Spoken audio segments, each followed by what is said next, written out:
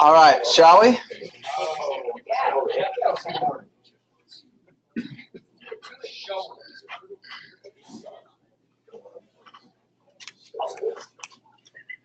It's okay, Laban.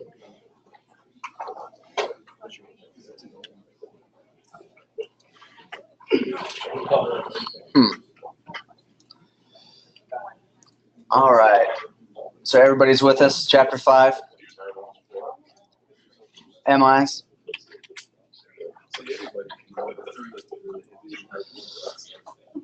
So on this slide, I don't want you to pay attention to the waveforms because we don't know which leads that they're talking about. And if you're looking at the waveforms, it gets kind of confusing. But it does give you a good depiction of the kind of zones of injury.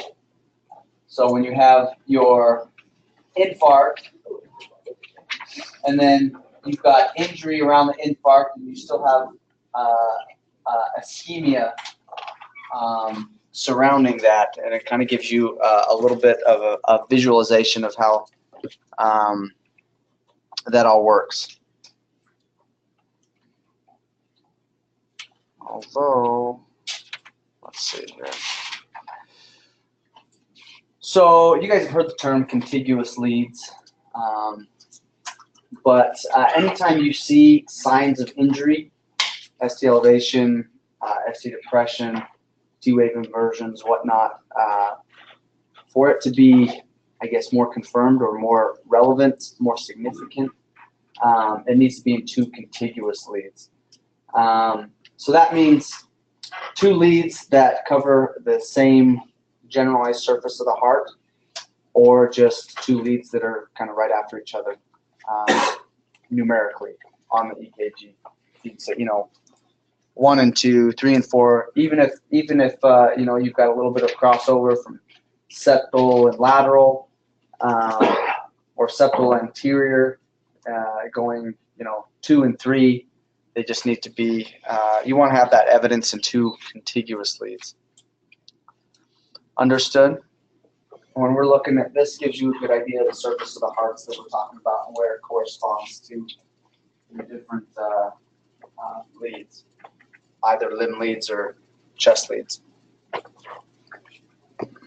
got a quick question. Yep. If you're having ST elevation in the anterior leads, will your inferior and septal and lateral, can they be kind of more isoelectric because of the way that direction is at a right angle to that? If you have injury in your inferior leads, is that what you said? No, anterior. Anterior leads? That'd be kind of hard to pick up. So. Because the vector's going to be at right angle to the monitoring, right?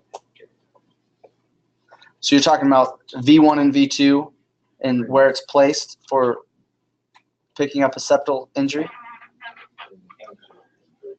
Anterior injury. We're talking reciprocal changes. Uh-huh. I'll ask later. Okay. Craig, yeah, I saw Craig's face. I guess I was just trying to figure out where the question was, at least clarifying your question. An anterior MI. Are you going to pick up reciprocal changes with the Oh, anterior lead? elsewhere? I'm trying to dumb it down. Is that what you're asking? Exactly. If you've got ST elevation in septal leads, you've got signs of injury, are you going to get reciprocal changes elsewhere? Or from the anterior ST elevation. Right. Anterior. Right? Is that what you're asking? I'm not sure I can say what Craig's doing. So. It depends, but yes, most likely if you've got a significant injury, and depending on the timing, you should get reciprocal changes.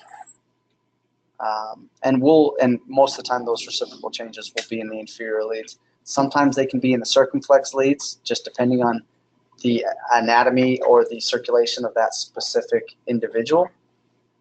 Some people have left dominant circulation. Some people have right dominant circulation. It's about 80% of the population has right dominant circulation when it comes to posterior circulation. Does that make sense? What I'm saying? So it sometimes can depend where those reciprocal changes are, but most of the time with septal or anterior injury, you'll get reciprocal changes in the inferior leads. And then it shows you reciprocal changes again. So and we don't know which leads that they're talking about here. I mean, I'm assuming that is left ventricle, and that's the anterior. So you would get reciprocal changes in the inferior leads. But just the picture itself isn't super clear. So to confirm the MI, we needed just 2 leads. To confirm an MI on an EKG, yeah, you want it in 2 leads. And we call it contiguous leads because they need to be, you don't want ST elevation in one of the inferior leads and ST elevation in one of the lateral leads. That doesn't make sense, right? So that's probably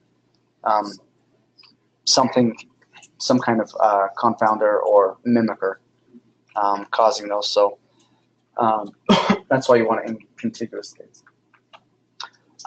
So MI, dying or less functional cells going to infarct of a dead muscle cell, that's going to delay repolarization. And that's why acutely when you have an MI, you get this peaked T wave. But that delay in repolarization is why you get the ST segment changes and changes to the T wave. So of course we know those cells are going to die unless blood flow is restored, either by rest, either by nitro or surgery. In certain situations we give TPA for heart attacks, depending on how quickly you think that you could get them to a cath lab. And life flight patients, oftentimes they'll give TPA pre-hospital, or not necessarily pre-hospital, they'll give it in the outlying hospital because it might be, 20 minutes before the bird can get to the hospital, and then another hour before they can get to the hospital, another 20 minutes before they can get into the cath lab. So your timeline, you start losing time, and it decided on whether or not we should just give TPA or wait for the cath.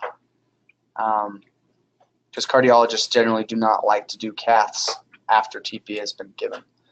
Wasn't it 6 hours? Ischemic myocardial cells recover Within 6 hours? up to 6 hours after blood flow.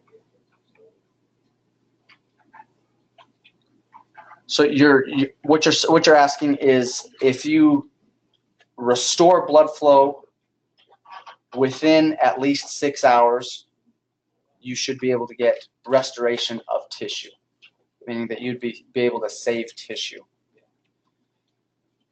Die faster than that. I don't know. I mean, we give TPA if you can give TPA within 6 hours, but I don't know how much function. Obviously, the quicker you give it and quicker you restore function, the more restoration you're going to get. But like if you give it at 5 hours, that doesn't guarantee that you're going to get return of full function. It depends on what kind of occlusion it is. All that means when you read those kind of things is that you can give TPA if it's caught within 6 hours. If it's after that 6 hour mark, when the patient's starting to get chest pain and they don't call until the next day, then they're not going to give TPA. And in the same regard, that's how it works with strokes too. When a stroke patient comes in, if they come in too late, or and it's starting to change a little bit with those sleep patients, patients that wake up with stroke symptoms and they're like, well, we don't know when it started because I went to bed last night We're starting to, evidence is showing that we should still give TPA to those patients, but it used to be we didn't give TPA to those patients at all because it needed to be within that 6-hour window. It initially was 3 hours, and then it was extended to 6 hours for strokes. And that's, I think that's more what it's meaning when it tells you that. Not necessarily that you can have full restoration if you give it within that time period. It's just that you can give it within that time period. Well, it wasn't, the one I read wasn't in conjunction with TPA, it was just more in general. Restoration in general. Yeah, restoration of blood supply in general. Whether that's Within 6 hours. restoration or TPA. I think it would depend on the type of occlusion. I don't know. I'd have to see what you were reading and what it was implying.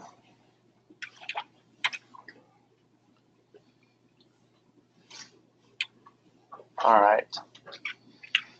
Because it'll depend on what the cardiologist and what we're seeing on the EKG as well. Because if it looks like it's old and you've already got evidence of remodeling or whatever, then even if it's within, that window, cardiologist might say, we're kind of behind the ball here, and they might not do the catheterization. But all right, so recognizing the MI on the EKG all depends on your morphology, right? The shape of the QRS, the T wave, and that ST segment. In general, and I guess the easiest way to recognize MIs is with the ST segments. But being able to recognize them through other morphology is going to be important so that you don't miss those subtle ones or those MIs in different stages, so they can be recognized quicker. So like I was saying, STEMIs, I mean, just by definition, that's ST elevation, myocardial infarction, right? Often that is a predictable pattern because it's ST elevation, and those are more easily recognizable. So in the hyperacute phase, meaning within the first few minutes of that happening, you're going to get those peaked tall T waves. All right, they're not going to be hyperkalemia peaking, but they're going to be taller and more peaked than a normal T wave.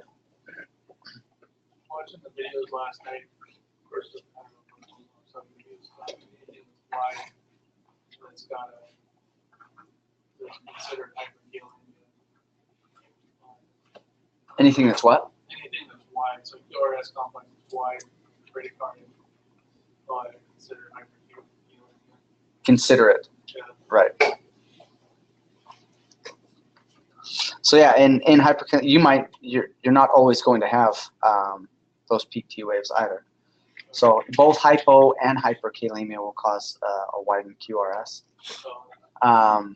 But yeah, anytime you see morphology like that, and you can't blame it on something else, then you have to consider those kind of things. All right, so early acute phase, later acute phase. Your early acute phase, you start to get that ST segment elevating. You still have that tall T wave, and then that ST segment starts to come up and gives kind of that more smiley face appearance. Remember we talked about that? Now that smiley face obviously can still be MI, and most of the time, depending on the setting or the history, it is MI. So you see that smiley face type ST elevation, don't just remember that, oh, that's not as bad, because sometimes that appearance can be benign, but it all depends on what your patient looks like, right? If your patient says, I've been having chest pain for the last 2 hours, and that's probably ischemia. If your patient is a 25-year-old athlete that came in for some other kind of reason, or is dehydrated or whatever, and they've got that on their EKG, that's probably their normal and not an MI. So it depends on what your history and what your patient looks like. So your later acute phase, you'll start to have leveling off of that ST segment, and then your T wave will start to invert.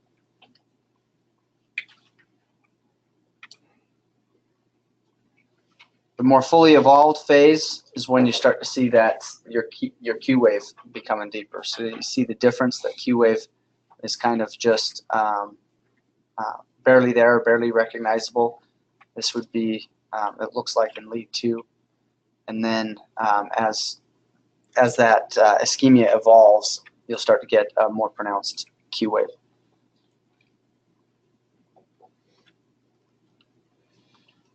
So Q-waves normally represent septal polarization, right? Mhm. So why do you see those pathologic Q-waves when you have ischemia?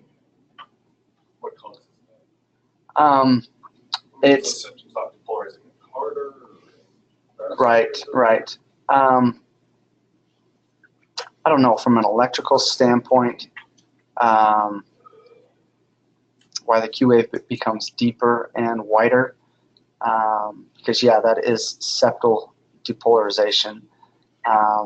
It depends on which lead that you're looking at. Q waves are not always going to do that.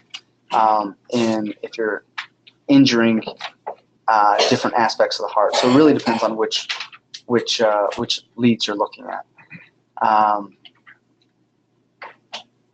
But yeah, from an electrical standpoint, I don't know.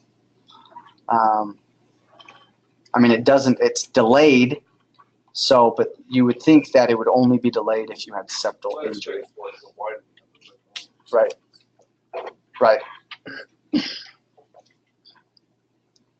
On the heel phase, Mm-hmm. I thought that past ischemia would show up because it's still causing the damage. You'd see a depression, ST depression. So, and this kind of skips a little bit of a timeline because that fully evolved phase extends, and you might get for weeks continued T-wave inversions. And in some patients, if they don't have restoration of that tissue, they'll continue to have T-wave inversions. But at some point, somebody that has more pronounced restoration of that tissue, that T-wave will flip back up. So the heel phase, it's not like that's what everybody's going to end up at. That's just some. Right. I think that more implies better healing of the tissue. But the Q wave is still, and that's why Q waves sometimes are difficult, and they really require old EKGs to compare to, and oftentimes they're not recognized until after the fact, when you can look at a whole bunch of different EKGs of the patient and how the Q wave changes. Because if you look at the heel phase of that Q wave, yeah, that's larger than it was initially, but you might look at that, for the first time and say, well, that's a kind of a normal looking Q wave. And Q waves can sometimes be difficult to recognize. Now, when you're talking heel phase, is this referring to heal with interventions or just? Yes, restored. Maintains that healed phase with the rest of the patient's life. As long as that tissue remains the same.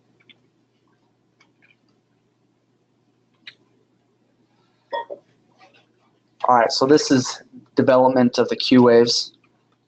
Or you have just kind of that little blip of a Q wave, and that's more common.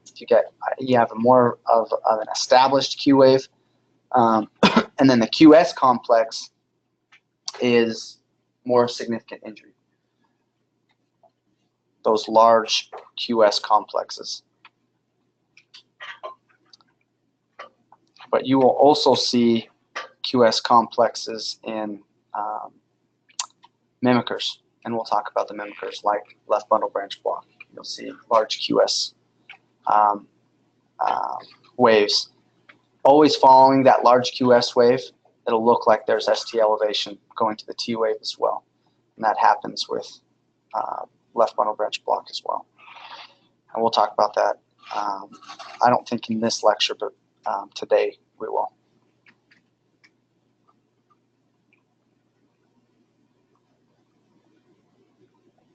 All right.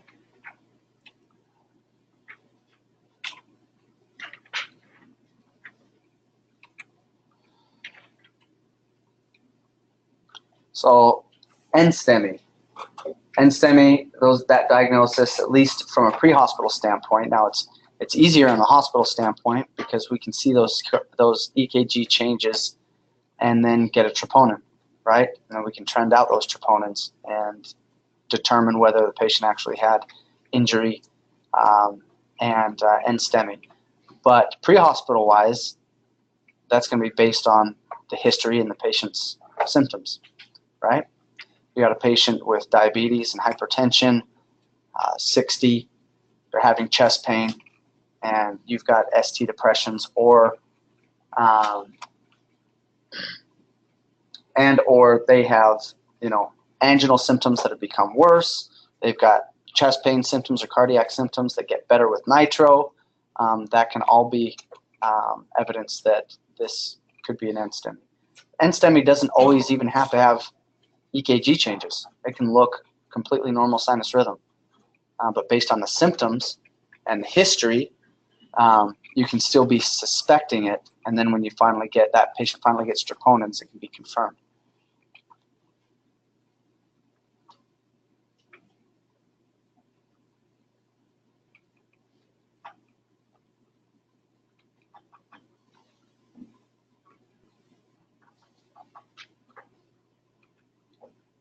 So localizing the infarct, that all depends on understanding the blood flow and the circulation of the heart. Like I was telling you before, that inferior wall and posterior wall in most of the population is supplied by the RCA.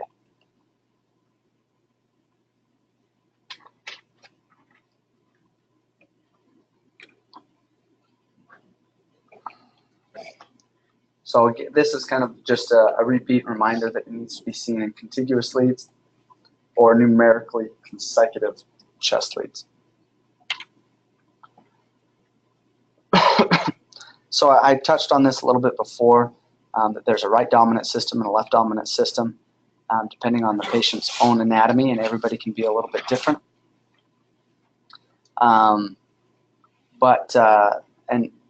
This goes back to those contiguous leads. And this is why there's pattern of different leads grouped together with different surface areas of the heart. This is the exact same slide, repeated. So on a normal 12-lead EKG, we've got all of the leads placed, but it misses areas of the heart.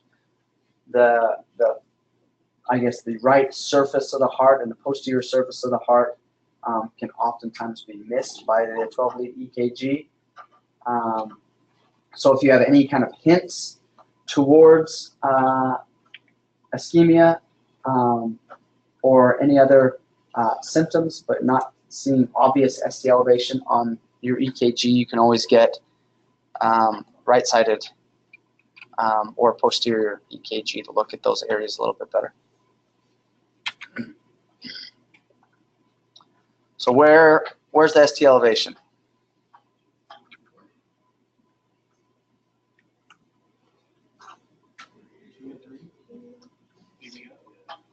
Two, 3 in AVF. What area of the heart is that? Inferior. And then do you see any reciprocal changes? One in AVL. So that's a really easy EKG to read and call. Got an inferior MI with ST elevation and contiguous leads, 2, 3 in AVF with reciprocal changes, and 1 in AVL. Everybody see that? That makes sense to everybody?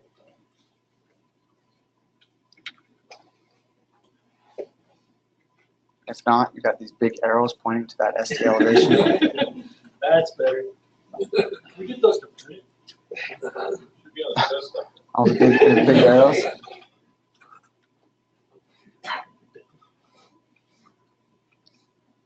All right, different types of infarctions. The anterior wall. This is the anterior wall of the left ventricle because the heart sitting in the chest is turned a little bit so that the right ventricle is turned more posterior. The left ventricle becomes a lot more anterior. So the anterior surface of the heart is your left ventricle. Left ventricle is larger anyway and takes up more space. But it is supplied by the left main coronary artery, and that's broken up into the left anterior descending artery. That's what LAD. When they say I've got an infarct, or he's got an infarct in LAD, that's left anterior descending. And then you also have the circumflex. The widowmaker is that left main occlusion, where it is occluding both circumflex and LAD. So you get septal anterior lateral wall MI. It's a huge MI that has a poor prognosis. So like it says here, often leads to shock, cardiogenic shock, and death unless promptly reperfused. This gives you an idea where those occlusions lie. So you see that left main occlusion is all the way up there, almost right after it comes out of the aorta. Right here. You've got a proximal LAD occlusion. You're going to have septal anterior. And then you can get down into the mid-LAD occlusion. You know, there are different arteries. There's a marginal artery. There's a diagonal artery that comes off. You guys don't necessarily need to know that. But then you see the circumflex wrapping around here. And, circumflex is lateral wall, and in some patients can be posterior. So when they do a bypass surgery, they just kind of figure out what the clot is and make accessory. So bypass procedures are done if you have generally diffuse or diffuse significant occlusive disease. Usually 3 or more arteries are diseased and occluded, and they can't open them up, meaning they're 99, 100% occluded. So the only way that they can hopefully restore, and the patient might already have some collateral circulation built in, but it's just not good enough. So they do bypass surgery. They leave the clot there, and then they take veins, usually saphenous vein, from their leg and connect from proximal before the occlusion to after the occlusion. So you've got extra veins connected throughout your heart, depending on how much is bypassed. And those, over time, because of the pressure in those vessel walls, those veins become arterial, meaning the muscle builds up and it starts to look like an artery. Start beating, contraction in arteries. Yeah, you have smooth muscle. Now, it doesn't have the nerve innervation that your normal arteries would have, so you wouldn't have constriction and dilation based on neurotransmitters, but you certainly would based on just pressure.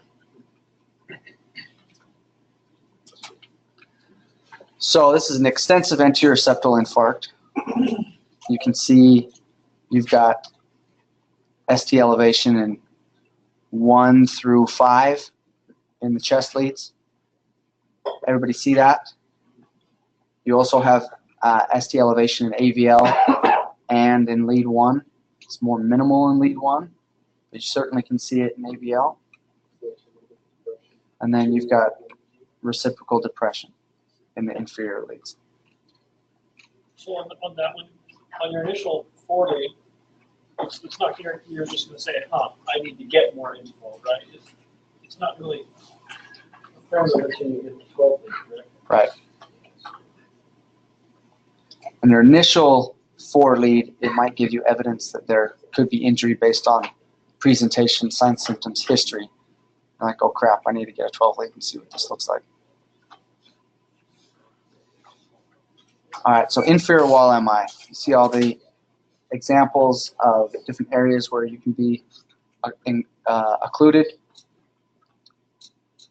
This is a dominant right coronary artery, which is most patients. Inferior wall MI.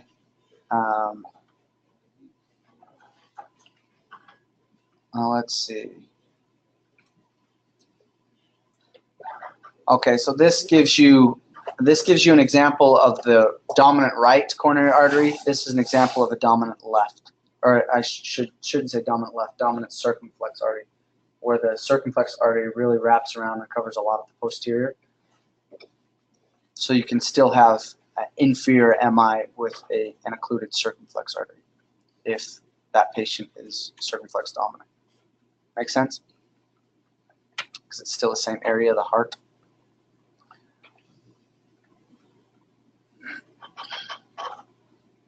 You guys see the pattern there? 2-3 AVF elevations. Circumflex is reciprocally depressed. So do you think that's a right or left dominant heart?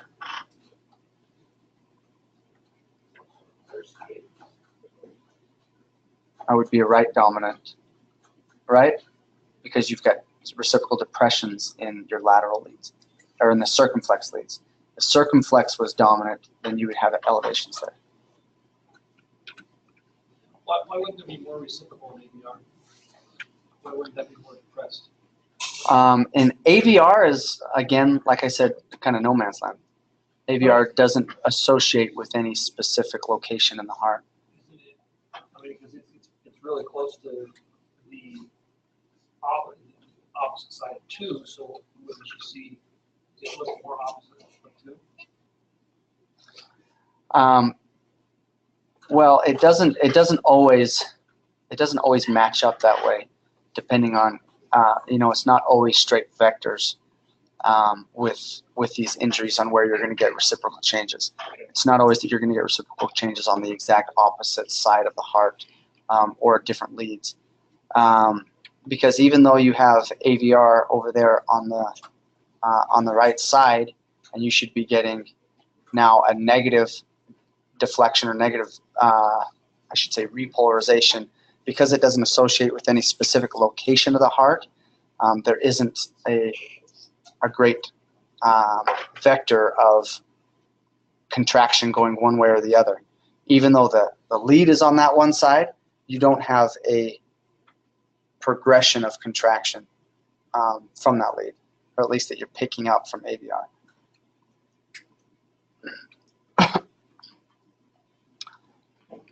All right, so this gives you, this is circumflex, 1 AVL, 5 and 6, this lateral wall MI. We talked about that pattern. You guys see, does not show it, at least, well,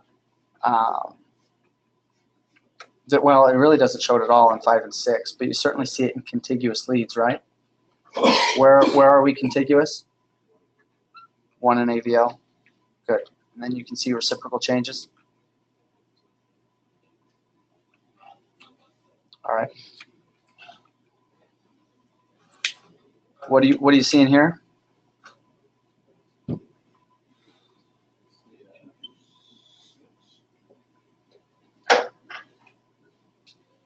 Two through 6 and 1 in AVL with reciprocal depression.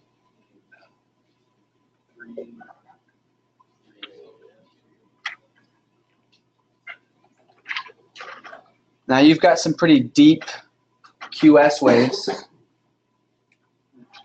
and then it comes back up into an ST elevation and a peaked T wave.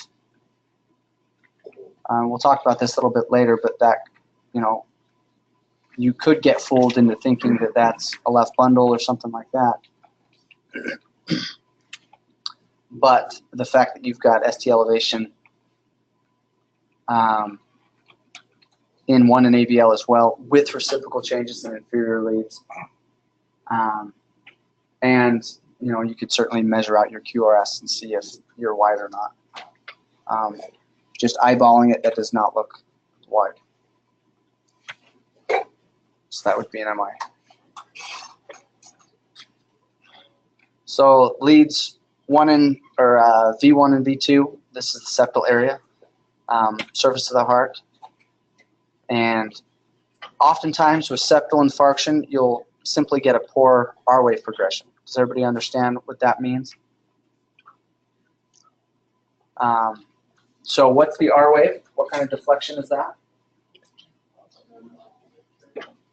All right. So the R wave should normally be deflecting upward by V4. All right, and then you have an upward deflection of that R wave, or you have prominent R waves in 5 and 6. Normally, you have negative deflection, more of an iso deflection, and then positive deflection in V4.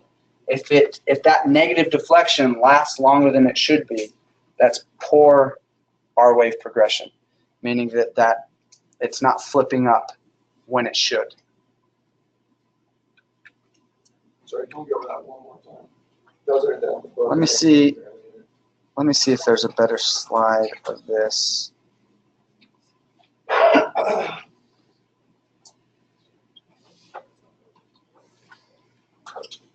This one isn't super clear because the S wave of V2 kind of runs into the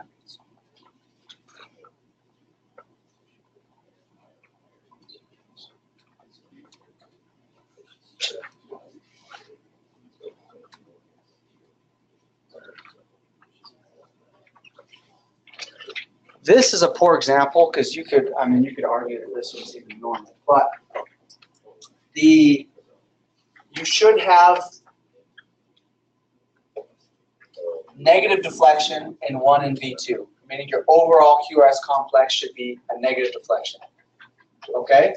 In V1 and V2, that's normal. And then by 3, it starts to become more iso and it's upright, or at least you have more of a positive deflection in 4, continuing with 5 and 6 in your chest leads. Poor R wave progression is when you're looking at it and by V4, you don't have an overall positive deflection. But right now, it's kind of an iso deflection in that. Yeah, I was looking at on that one. What does that mean to us, though, if we have that? If you have poor R wave progression, that is hinting towards septal infarction, septal ischemia.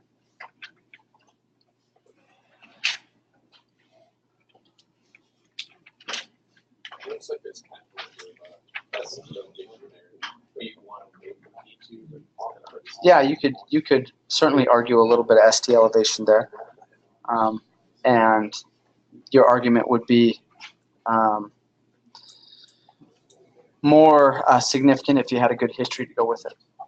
You could say there's some minimal ST elevation in septal leads with poor R wave progression in the face of a patient at significant cardiac risk experiencing significant chest pain and dizziness or whatever.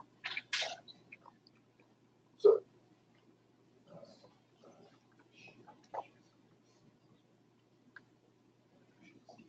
all right. Still don't understand it? I'm looking at, I know you said the poor example, I'm looking at that, I'm totally looking at this wrong, but. See V4, Right. where it looks like the amplitude is basically the same going positive deflected and negative deflected. Right. It's what we call iso because it's not dominant one way or the other. V4 should be more upright, meaning it should be So there it should be a dominant positive deflection. Oh, okay. All right, now I get that. All right. So from V1 to V6, you have a transition from negative deflection to positive deflection. By V4, you should have a positive deflection or overall positive deflection. I didn't know you were If that becomes more delayed, then that's poor R wave progression okay. because your R wave's not showing up until later in the cycle than it should be. Gotcha. As R wave is positive deflection, right? as the MI progresses, the progression will Yeah. get worse. Depending on how bad it is. The ST elevation will get worse. Should. Eventually. Yeah.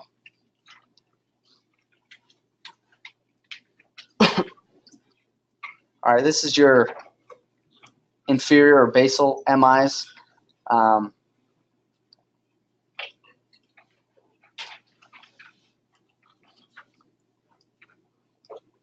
Let's see. So your basal MIs can come from occlusions, just like what we talked about before with the posterior MIs, either from circumflex from the left side or RCA from the right side. Most of the time they're from RCA. So, and this is what I'm talking about when I was saying or explaining the mirror test from the other day. If you've got significant ST depressions in your anterior leads, if you take that and flip it, then it looks like normal MI looking ST elevations, which is likely more of a significant posterior MI. And you can get a posterior EKG to confirm that, but that's even fairly diagnostic, just flipping it. Does that make sense?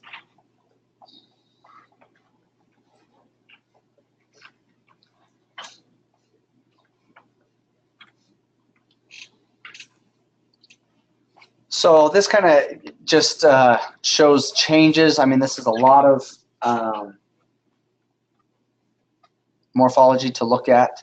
So that whole left column, from 1 all the way down to V6, that whole left column is the acute phase, where you see more apical injury. So you see that ST elevation in V1, V2, V3. If you flipped that and mirrored it, then that would show you where you've got posterior MI or this inferior basal MI. The right, that whole strip on the right side shows it at 24 hours. So it shows you kind of how it remodels and how it changes.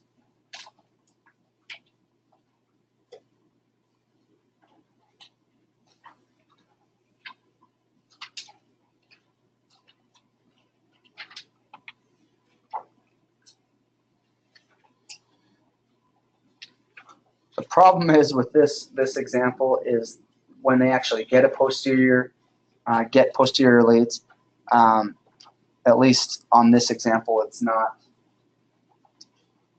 very obvious, is it? You can't look at that and say, well, that's a no-brainer MI.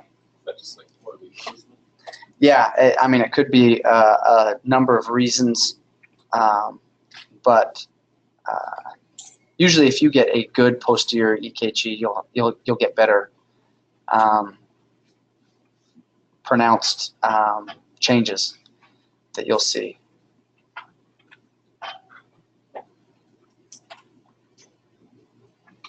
All right, this could just another example of where it is, where your occlusions are in the RCA. So right ventricle infarction. This again gives you those changes. The left is the acute phase. So you see the elevations in 2 and 3, as well as AVF. You see depressions in 1 and AVL in that left column. Everybody see that? You also see some mild elevations in V4 and V5 in that left column.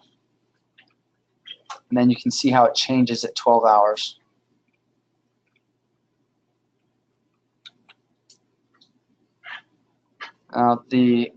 It doesn't tell me if that's 12 hours. I mean, that's 12 hours after onset, or 12 hours, I should say. It says at admission, and it shows the acute phase. But I'm assuming that's also after reperfusion.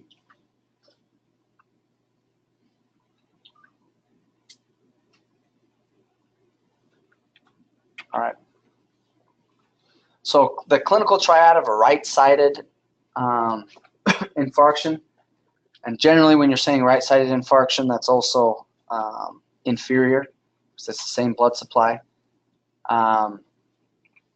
Inferior MIs are usually always from the RCA. So you're going to get hypotension. Why is that?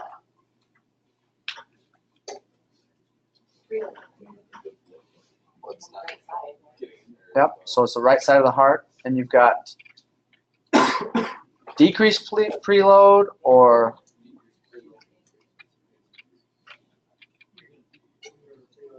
SA and AV nodes are gonna be messed up.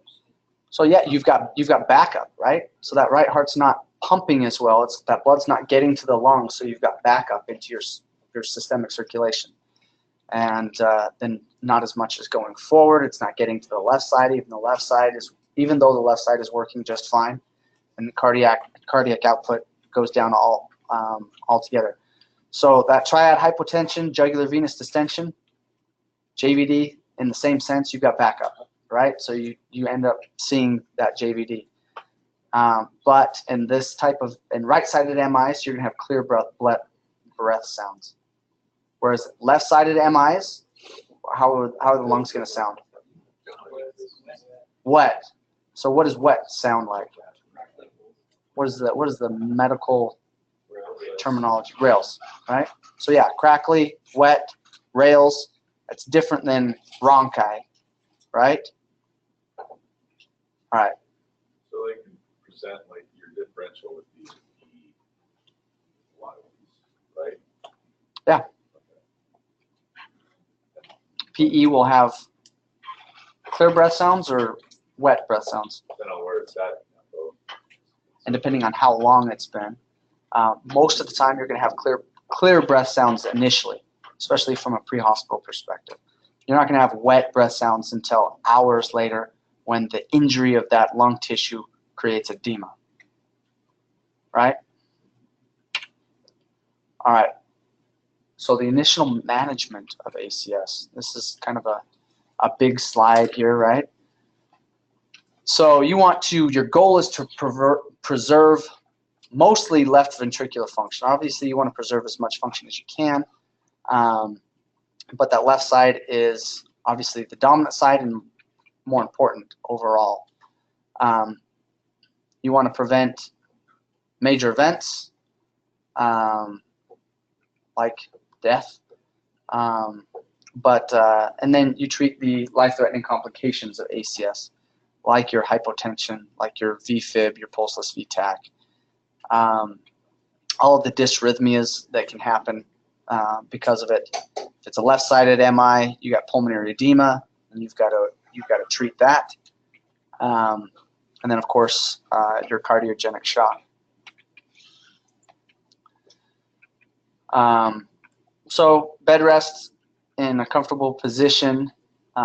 Most of the time, you want them more, depending on what they're looking like. If they have really wet lungs, they might have to be a little bit more inclined and more elevated, right, to help with their breathing. But in general, the heart is going to work less if they're laying down. That's not always comfortable depending on where the injury is and what the lungs are doing. But, IV in, oxygen on place, patient on the monitor, need to have a good history and physical. Figure out, where and how much pain they're in. They have excruciating chest pain that radiates to their back. That feels like it's tearing chest pain. What's that? What's that? AAA is abdominal, but that's on the right. On the right flank. Yeah, so it'd be a dissection, right? All right, so you get your aspirin, your nitro on place, which you guys are pretty good at throwing on, and you want to get a 12 lead quickly, right? Because initially you don't know if this is a dissection, you don't know if this is a heart attack, you don't know if this is a possible PE. You can have different things that are hinting towards what it could be, but you don't always know right away. And then quickly on the 12 lead, you're recognizing ST changes and or normal. I think it's dissected. You don't want to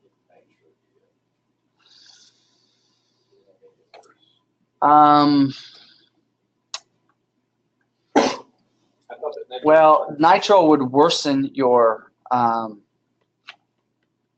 hypotension, and your dissection's likely going to be causing hypotension. But would it make the bleeding worse from a dissection? I don't think so. The nitro is generally venous dilation. It doesn't necessarily work on the arterioles. And dissection is aorta, it's arterial, right? So yes, it would make your hypotension worse, but it wouldn't necessarily make the bleeding worse.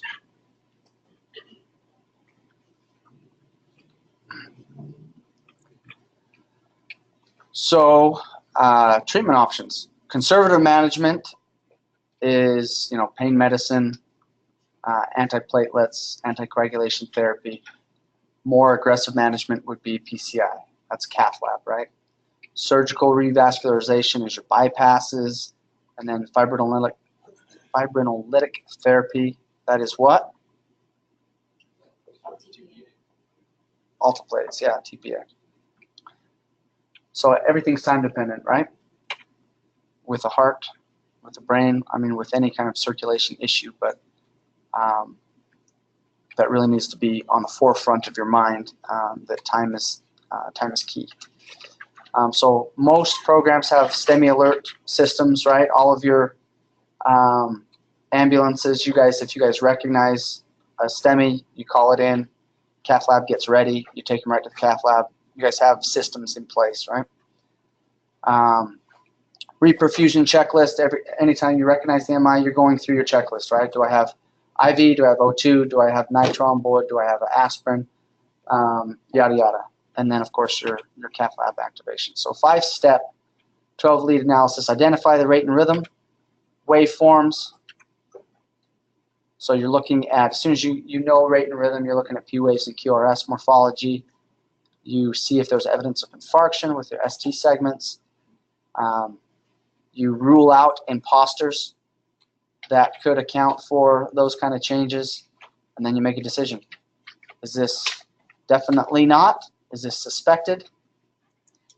Or is this kind of in between? So the big thing is, in recognizing this, is experience, right? Looking at a lot of EKGs and getting better and better at checking it out. So I know that you guys know your rate and rhythms. Unless you see something obvious with the rhythm, I don't think we necessarily need to go through that. Do you see any pathologic Q waves?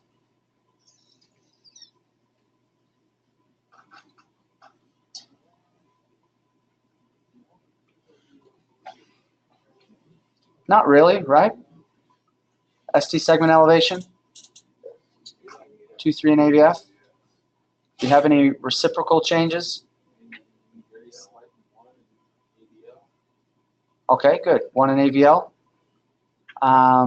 Do you see any T wave changes?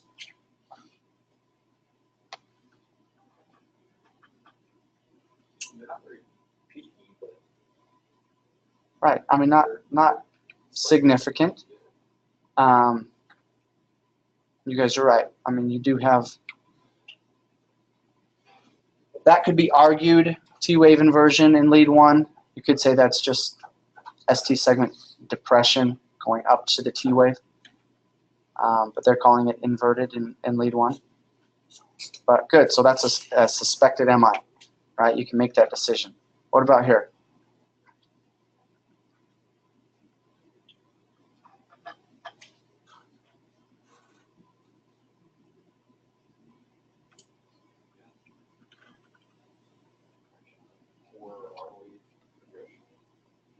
Okay. You have on AVR, you have like a box of elevation. What is that? AVR looks like that most of the time.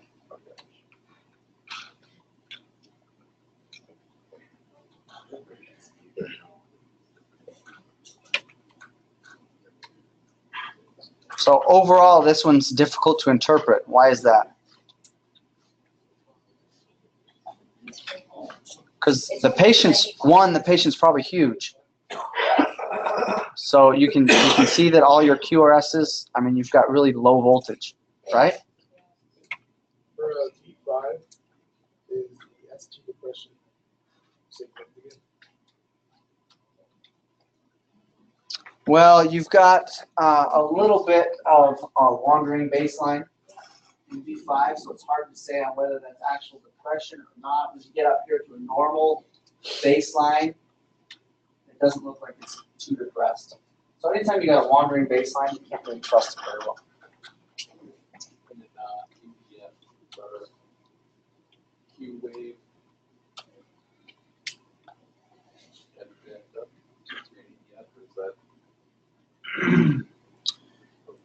Looks okay in 2 and 3. AVF. I mean, you've got a Q wave present, but is it abnormal? It's a little bit hard to say, but you certainly don't have it in contiguous leads.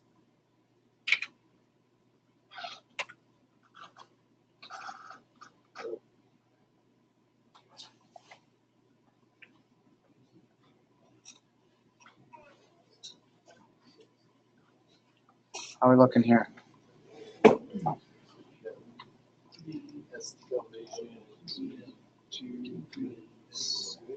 ST elevation 2, 3, AVF 5 and 6. So that's what kind of MI? Lateral? Inferior lateral. You also have, how's your R wave look in chest leads? Yeah, poor R wave progression.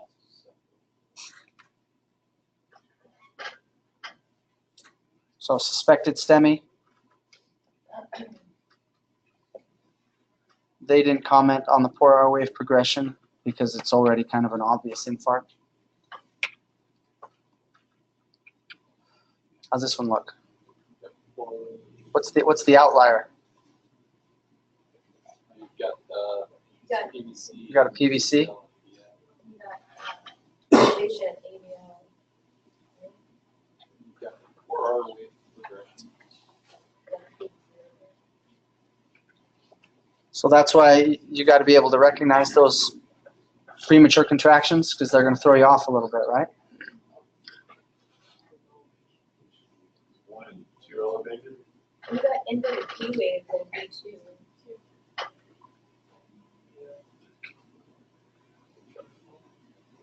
Okay, you've got poor R wave progression. You could say you might have a little bit of ST elevation in V1, maybe V2. You have depression in, or it looks like depression in lead 1 and 2. So we talk about the depression. Here it gives it kind of blank on that elevation. Or you could argue some elevation there in the site of some ST segment depression, but you don't have an obvious STEMI. You've got the poor R wave progression. You do have poor R wave progression. So, I mean, this would be a patient, depending on the history, that certainly could be an NSTEMI, right?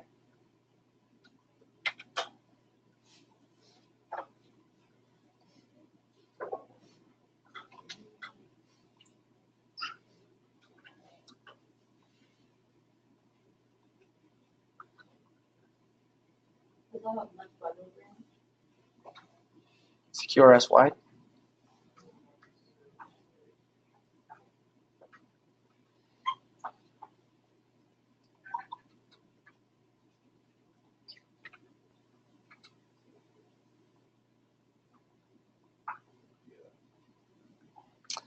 I don't like this EKG because it's, you know, I think this would be a, depending on the history and everything, but it's certainly not an obvious MI on just looking at the EKG without having the patient there, because there is not significant ST elevation in V1 and V2,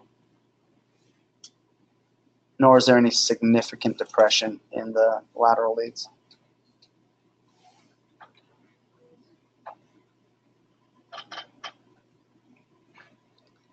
And the big QS wave in V1, that can be normal in a lot of people. So these EKGs, you know, from a testing perspective, it's not going to be iffy, okay? When we test you, it'll be more obvious, where it'll follow more stricter guidelines. But all of these EKGs on, at least for these notes, is just to kind of help you start to recognize and look closer at the EKG changes. Does that 4-hour rate of progression? It's not negative at all.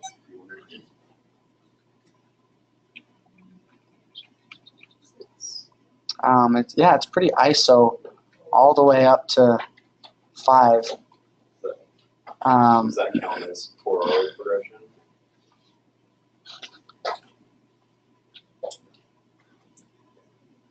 No, because you really want more negative deflection. And that negative deflection is continued.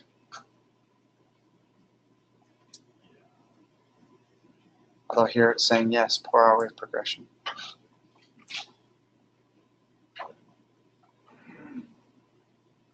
Let's see here. So, I mean, there is, you know, a lot of slides here in the lecture, and we don't have to go over all of these in class. What was it saying about the baseline wander?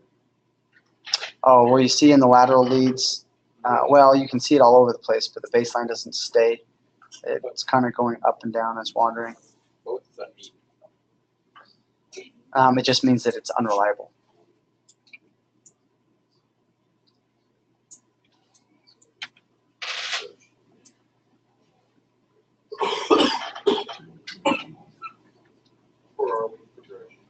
Mm-hmm. SP elevation and V1, V2, V3, 4, 5, 6. Generalist T-wave.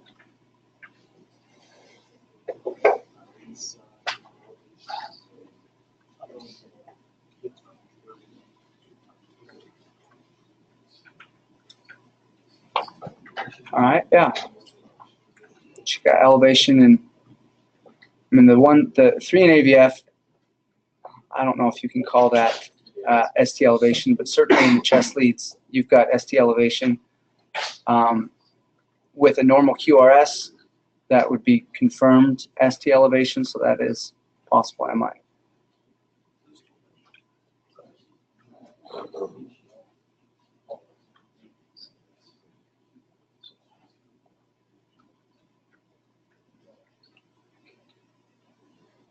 How's that look?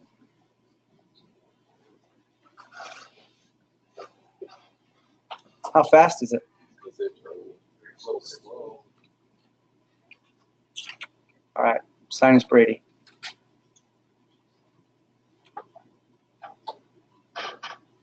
SP elevation, 4, 5, 6. That one's obvious, right? An inferior lateral MI with reciprocal changes. That one's a busy slide, or a busy EKG. For it to be inferior lateral, you have to have it in all of the leads, or just like more than one of them? No, inferior lateral, where you've got obvious ST elevation and inferior, so this is most likely coming from RCA, but you also have elevation in 5 and 6. Now these ones are minimal, but you certainly have more significant in 4, 5, and 6. You don't have to have it in all. Infralateral? No. If you have significant ST elevation in all of them, including circumflex, see in circumflex you have reciprocal changes, right? You've got depression. If you've got ST elevation in all of your leads, with the exception of maybe AVR, that looks more like pericarditis. Now, pericarditis is more significantly confirmed by PR segment depression, but usually diffuse ST elevation is more of a pericarditis type picture.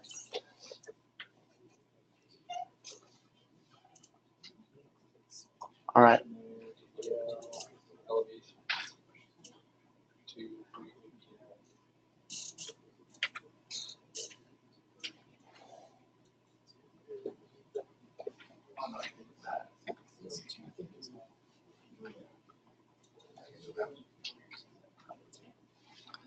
So you guys can go through these EKGs. Like I said, not all of them are going to be obvious, and I don't think all of them are, you know, confirmed interpretations. But these will give you good practice on recognizing and looking at the waveforms and be able to recognize them quickly. But we don't have to go through all of them because there's you know, a whole lot of EKGs. This is more for you guys' practice. All right. You guys want to take a 5-minute break?